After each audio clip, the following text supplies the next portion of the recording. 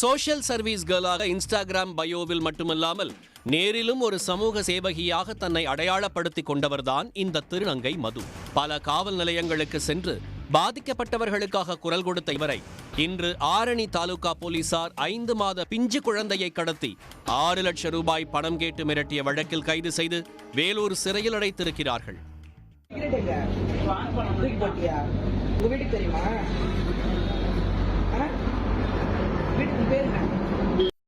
Complaint வந்த ladies பணத்தை வாங்கிட்டு 4 பேர் உள்ள விட்டு அடிக்க வைக்கிற போலீஸ்காரங்க இது நாங்க நியாயம் கேட்க வந்து எங்களை வீடியோ எடுக்கிறாங்க.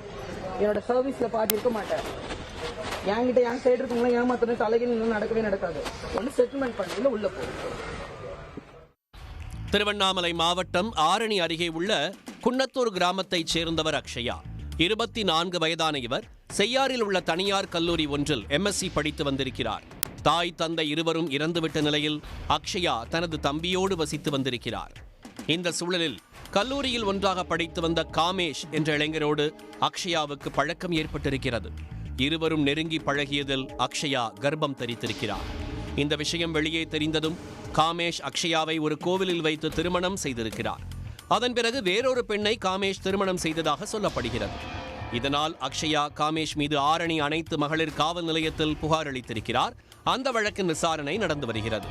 அக்ஷயா காவல் நிலையத்துக்கு சென்று வந்தபோது தனது தம்பி மூலம் இரும்பேடு பகுதியைச் சேர்ந்த திருநங்கையான சரத் என்கிற மதுவுடன் பழக்கம் ஏற்பட்டிருக்கிறது. அவர் அக்ஷயாவுக்கு தேவையான உதவிகளை செய்து வந்திருக்கிறார். இந்த சூழலில் அக்ஷயாவுக்கு அழகான பெண் குழந்தை பிறந்திருக்கிறது.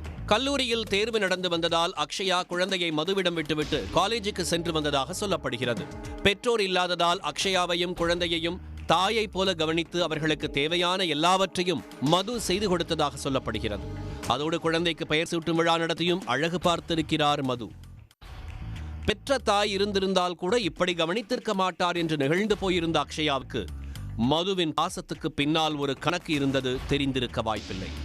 திடீரென ஒரு நாள் மது குழந்தையை தன்னிடம் கொடுத்து விடும்படியும் தானே வளர்த்துக் கொள்வதாகவும் அக்ஷயாவிடம் கூறியிருக்கிறார்.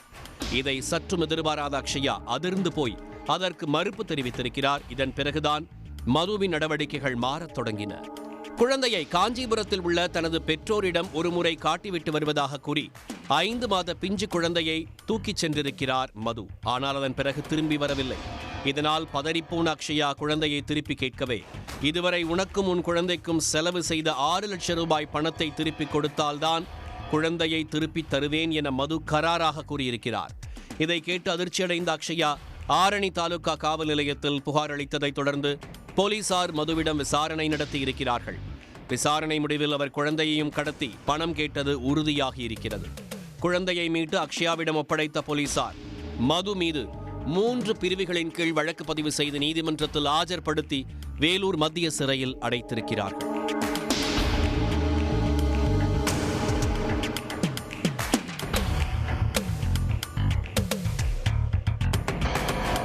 உடனுக்குடன் செய்திகளை தெரிந்து கொள்ள சன் நியூஸ் பெல் ஐகானை கிளிக் பண்ணுங்க.